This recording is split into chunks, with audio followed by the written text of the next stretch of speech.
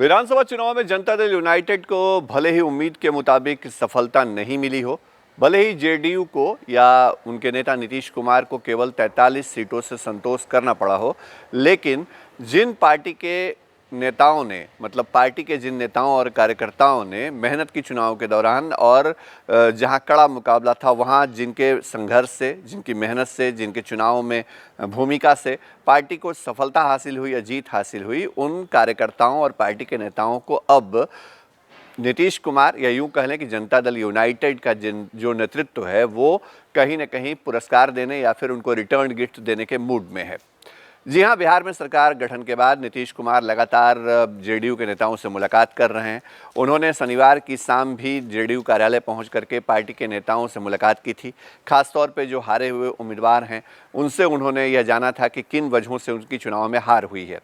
और अब पार्टी एक नई नीति के साथ आगे बढ़ने की कोशिश में है। पार्टी ने तय किया है कि जनता दल यूनाइटेड के वैसे नेताओं कार्यकर्ताओं को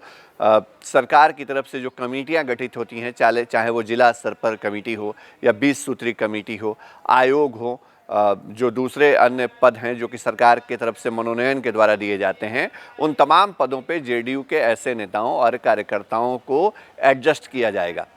नीतीश कुमार ने इसके लिए पार्टी के प्रदेश अध्यक्ष वशिष्ठ नारायण सिंह समेत तमाम बड़े नेताओं के साथ चर्चा की है और पार्टी के बड़े नेताओं को ये जिम्मेदारी दी गई है कि प्रदेश मुख्यालय से वो कोऑर्डिनेट करके उन कार्यकर्ताओं और नेताओं की पहचान करें जिन्होंने चुनाव में बेहतर प्रदर्शन किया या जिनके बूते पार्टी को कई सीटों पर जीत हासिल हुई। अब ऐसे नेताओं की लिस्ट जैसे ही बन जाएगी वैसे ही वह लिस्ट मुख्यमंत्री नीतीश कुमार के पास भेजी जाएगी और उस लिस्ट के मुताबिक ही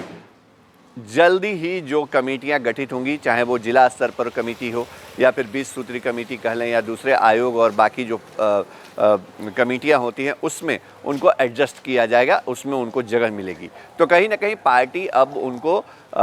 रिटर्न गिफ्ट दे रही है, उन नेताओं को, उन कार्यकर्ताओं को जिनकी वजह से 43 सीटें जेडीयू को मिल पाई विधानसभा चुनाव के अंदर।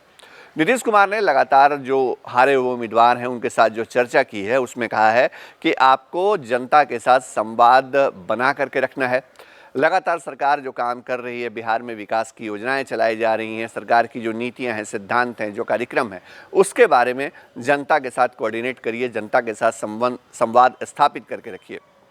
नीतीश कुमार ने कहा है कि भले ही जिन वजहों से उनके उम्मीदवारों को हार का सामना करना पड़ा हो, लेकिन मौजूदा वक्त में चुनौती यही है कि पार्टी जिन सीटों पे हारी है, चाहे वो कड़े मुकाबले में हारे हों या फिर बड़े दायरे से हारे हों, उस तमाम फैक्ट के बावजूद जो हारे हुए कैंडिडेट हैं वो पार्टी और सरकार के कार्यक्रमों की जानकारी वोटरों तक लगातार पहुँचाते रहें, उनके साथ संपर्क में बने रहें। नीतीश कुमार ने कहा है कि जो हारता है वही जीतता है और हार से ही जीत की राह को तय करने की शुरुआत होनी चाहिए। जेडीयू के अंदर जिन्होंने मेहनत की उनको अब इनाम मिलने वाला है और जो हार गए उनको यह सबक मिला है कि आप जनसंवाद में कमी मत रखिए। तमाम अपडेट, तमाम खबरें आपके लिए लाते रहेंगे। देखते रहिए फर्स्ट बिहार झारखंड। नमस्कार।